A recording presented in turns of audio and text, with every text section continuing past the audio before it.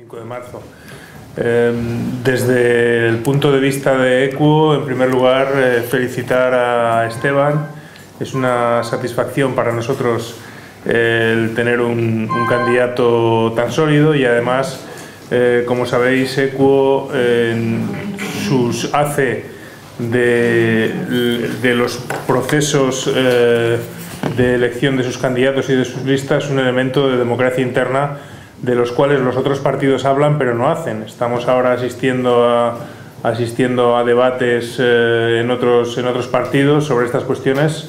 Esteban se ha presentado a unas elecciones primarias abiertas en las cuales han votado socios y simpatizantes y ha resultado de 8 candidatos, pues ha resultado el elegido con más del 45% de los votos de las bases de Equo, ¿no? Por lo tanto, para nosotros, como nosotros decimos, las formas son el fondo y por eso el proceso pues ha sido un proceso radicalmente democrático y además realizado pues a través de Internet. Y a los otros partidos les decimos el mensaje de que no es tan difícil hacer primarias abiertas. Se pueden hacer y de hecho Equo las hace, ¿no? Yo creo que eso es una diferencia fundamental, muy importante con el resto de los partidos que se presentarán a estas elecciones y por eso queremos hacerlo valer. Ahora estamos en el proceso de elección de las listas. Las listas también se elegirán a través de un proceso de elecciones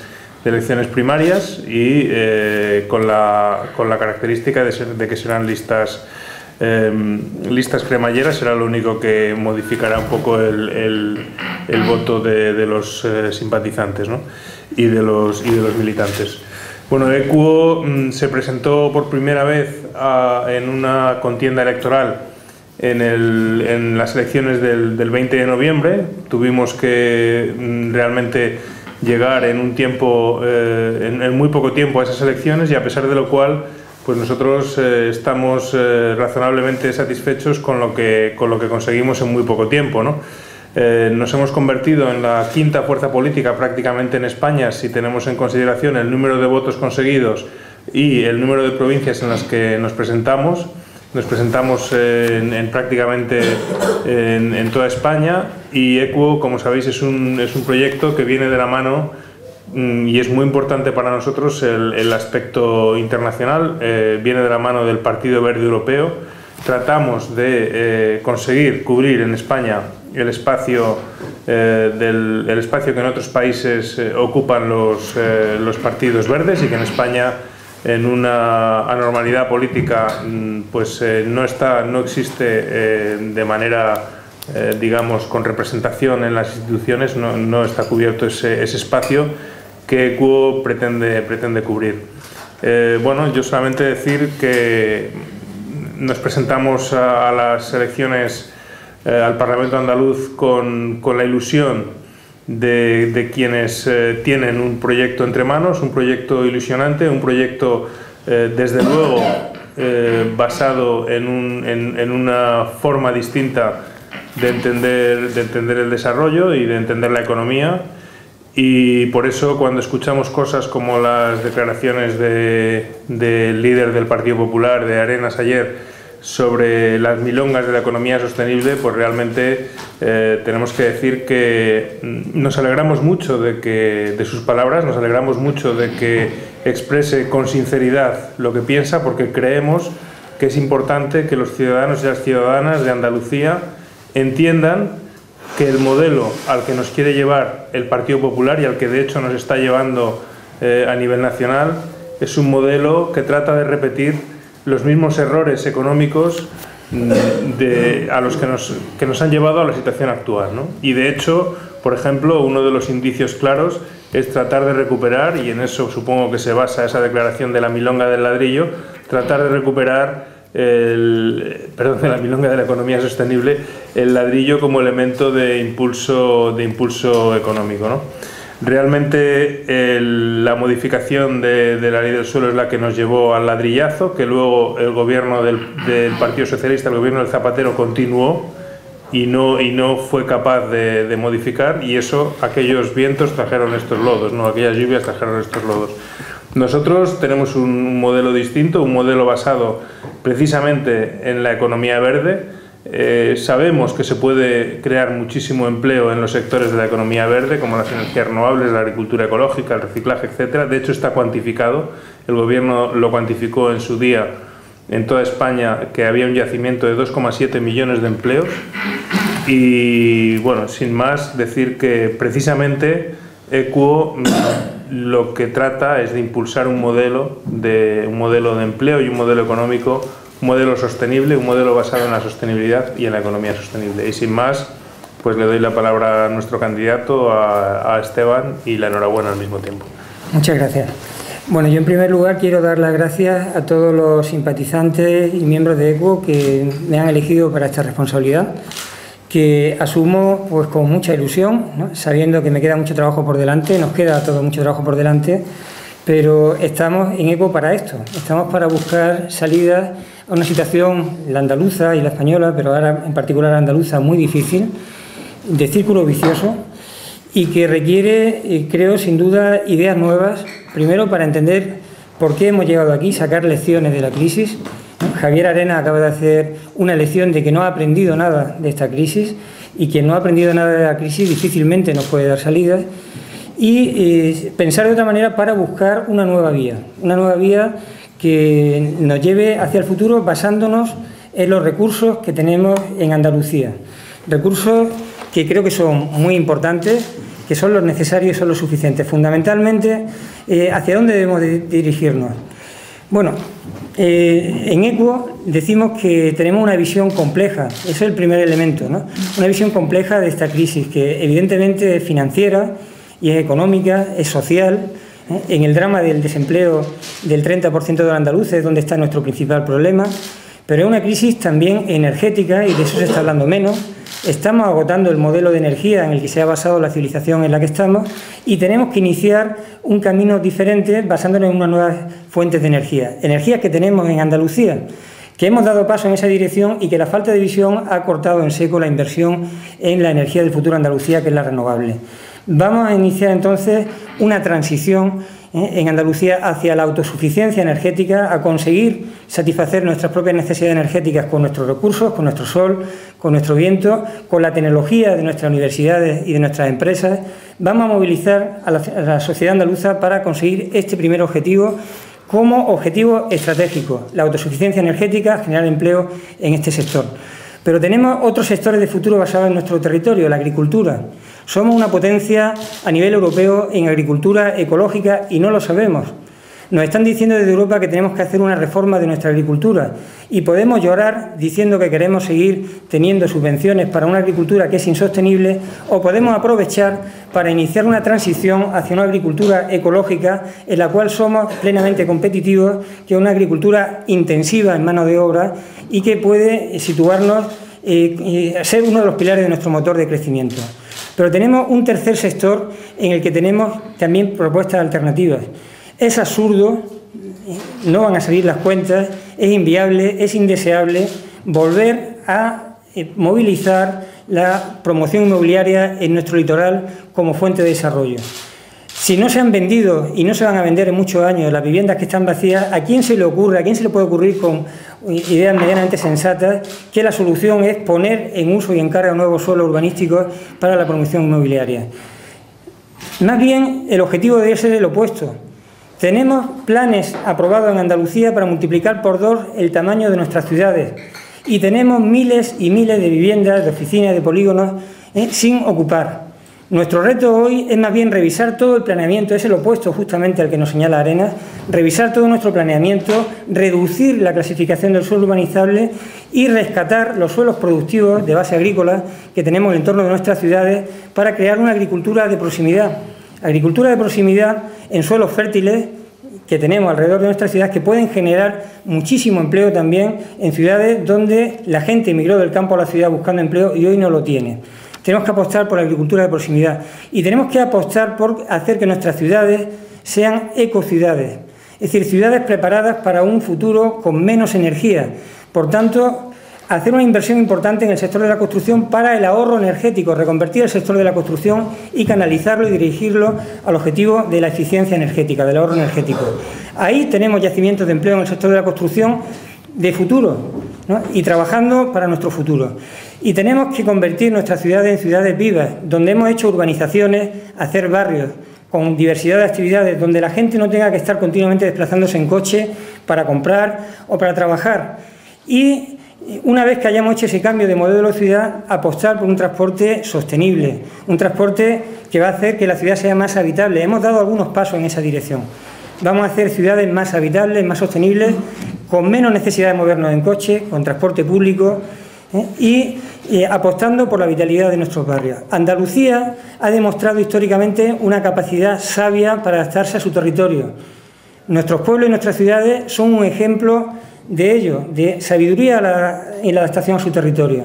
Con una nueva cultura del territorio volveremos a adaptarnos a nuestro territorio y justamente extraeremos la riqueza de nuestro territorio paisajística, cultural, social, ambiental, natural, la fuerza para salir de esta situación. Muchas veces las sociedades tienen que llegar a una situación de crisis, de caos, para movilizar sus recursos y sus energías para salir de la situación. Nosotros apostamos, siendo un partido pequeñito, por crear el efecto mariposa. ¿Puede un partido pequeñito que dé las ideas adecuadas en el momento adecuado movilizar la energía de la sociedad para iniciar esta gran transición sin esperar a que nos veamos en una situación peor? Esa es la pregunta que lanzamos a la sociedad andaluza y las invitamos en estos momentos a colaborar con nosotros a construir nuestro programa. Es un programa participativo, cualquier ciudadano puede darse de alta en la ecocomunidad, en Internet, y colaborar con nosotros en la elaboración del programa. Vamos a ir a los barrios y a los pueblos para discutir de nuestro programa y queremos liderar esta pequeña fuerza política a la rotura del círculo vicioso al que nos llevan los gobiernos del PP y del PSOE.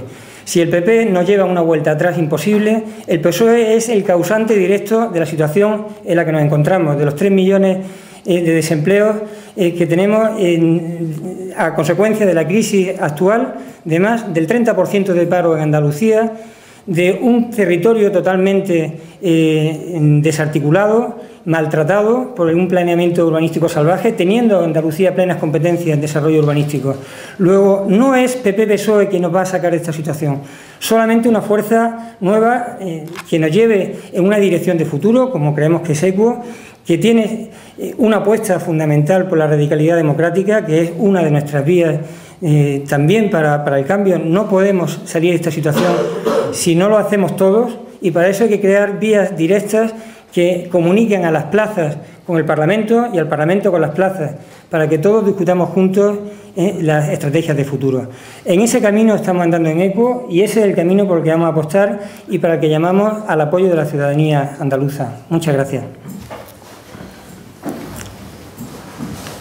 Si tienen algunas preguntas, pues con mucho gusto, tanto Juancho como yo, las responderemos.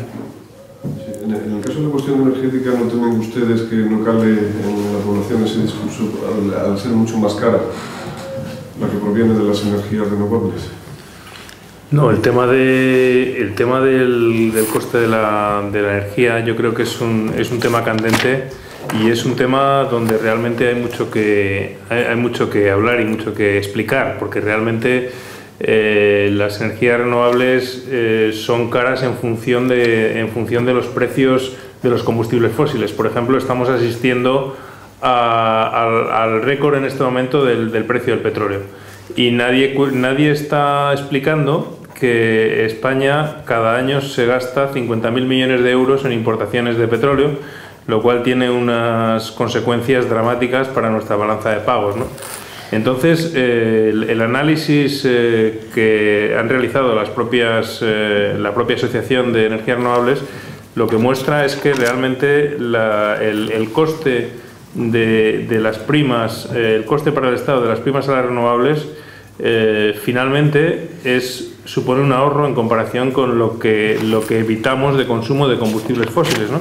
Y España la única energía que tiene es la energía renovable, el resto de las energías, el uranio, los fósiles, se importan, ¿no? Por lo tanto, y en la medida en que el precio, la tendencia del precio de los combustibles fósiles y especialmente el petróleo es a subir, esa ecuación cada vez será más favorable a las renovables y más desfavorable, ¿no? Entonces nos llama la atención y de hecho preguntamos al gobierno de Rajoy qué medidas propone para reducir el consumo de petróleo, porque eso es donde está realmente el problema de coste y el problema para nuestro país y para nuestra balanza de pago, ¿no?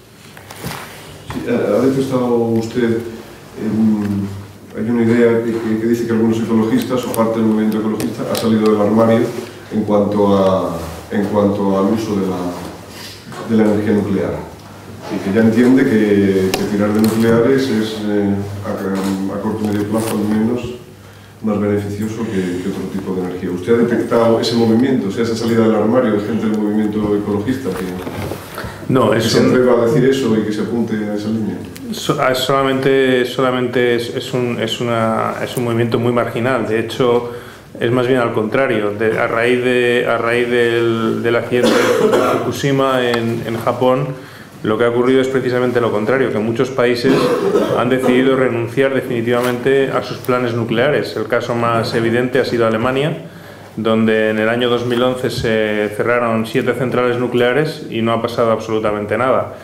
Otros países como Suiza también han renunciado, Italia renunció a la energía nuclear en referéndum y así sucesivamente. Es decir, más bien la normalidad es la postura del gobierno de Rajoy de seguir apostando por las nucleares cuando en este momento la ola ya va en dirección contraria. Hubo una ola a favor de las nucleares, pero a raíz de Fukushima, pues realmente esa ola se ha vuelto contra las nucleares.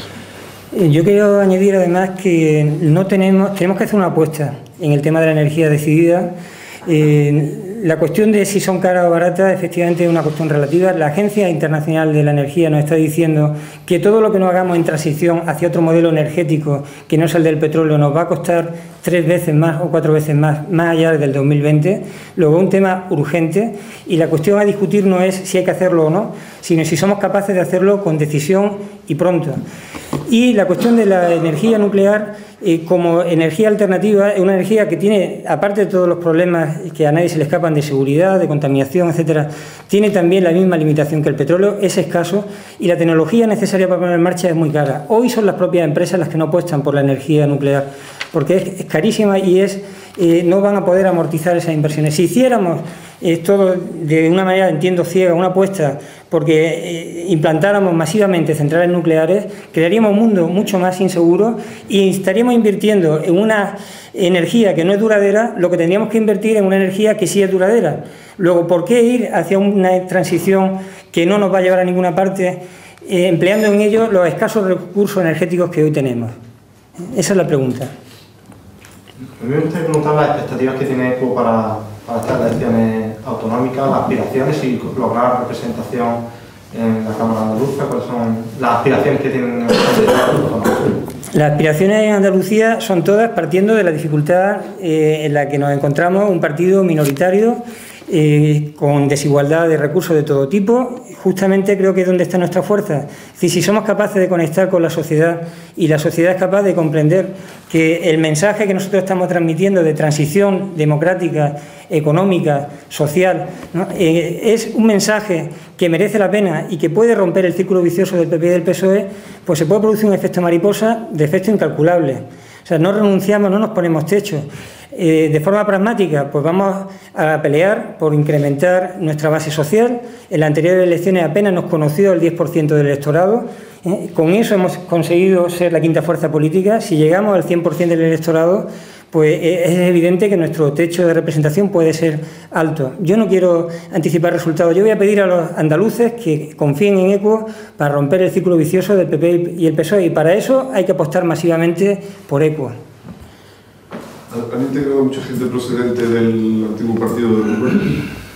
Bueno, de hecho, el ECUO es un proyecto en el cual confluyen, a raíz del mes de junio de 2011, cuando comienza a andar ECUO, confluyen personas independientes y también gente que venimos de organizaciones sociales y partidos políticos verdes, ¿no? Y de hecho, por ejemplo, los verdes de Andalucía están integrados en ECUO como uno de los partidos integrantes de este nuevo partido.